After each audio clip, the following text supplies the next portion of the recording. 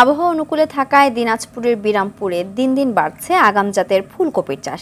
পরিশ্রম কম ও অল্প সময়ে ফসল পাওয়ায় কৃষকরা ঝুঁকছেন এ চাষে। এর মধ্যে স্থানীয় চাহিদা মিটিয়ে দেশের বিভিন্ন স্থানে সরবরাহ করা হচ্ছে। হিলি প্রতিনিধি আব্দুল আজিজের তথ্যচিত্রে আরও জানাচ্ছেন নুসরাত জাহান সিনথি।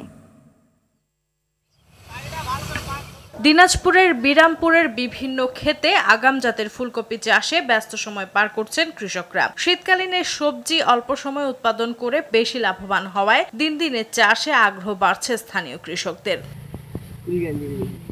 বাজারে আসা ফুলকপির নভেম্বর মাসে ব্যাপক চাহিদা থাকায় আশানুরূপ দামে বিক্রি হওয়ায় পুঁজির পাশাপাশি দ্বিগুণ লাভের আশা করছেন কৃষকরা। 60 শতক মাটিতে আমরা ফুলকপি লাগাইছি, আগাম জাতের কপি। যদি ভালো দাম পাই 1 থেকে 1.5 লাখ টাকা বিক্রি হতে পারে। ফুলকপির বীজ যদি ওনারা আমাদেরকে দিত তাহলে কৃষি অফিস থেকে, তাহলে আমাদের এখানে এই আবাদটাতে খরচ কমে যেত, লাভের পরিমাণ বেড়ে যেত। আগাম জাতের বাঁধাকপি, ফুলকপি এগুলো অগ্রিম বিক্রি করলে আমরা লাভবান হব। কৃষি অফিস থেকে আমাদের সহযোগিতায় আমরা এগুলো আগাম লাগিয়েছি। কৃষকরা জানান প্রতি বিঘা জমিতে তাদের খরচ 30 থেকে 35 হাজার টাকা, যা মাঠে থাকতেই বিক্রি করা হয়েছে 1.5 লাখ টাকায়। স্থানীয় বাজারের চাহিদা পূরণ করে বিভিন্ন জেলায়ও সরবরাহ করা হচ্ছে এই ফুলকপি। এখানে আমরা লেবারও করি, নিজেও কিছু আবাদ করি, তাতে এই আগাম ফসলটাতে মোটামুটি লাভবান হওয়া যায়। এগুলা যখন বাজারে উঠবে তখন আমরা অবশ্যই কম দামে খেতে পারবো।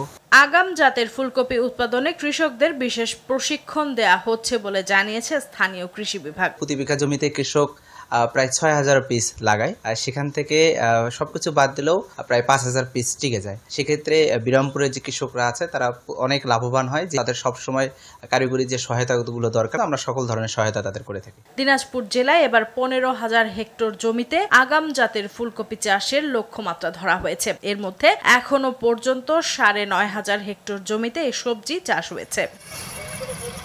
নুসরাত জাহান সিনথি, RTV।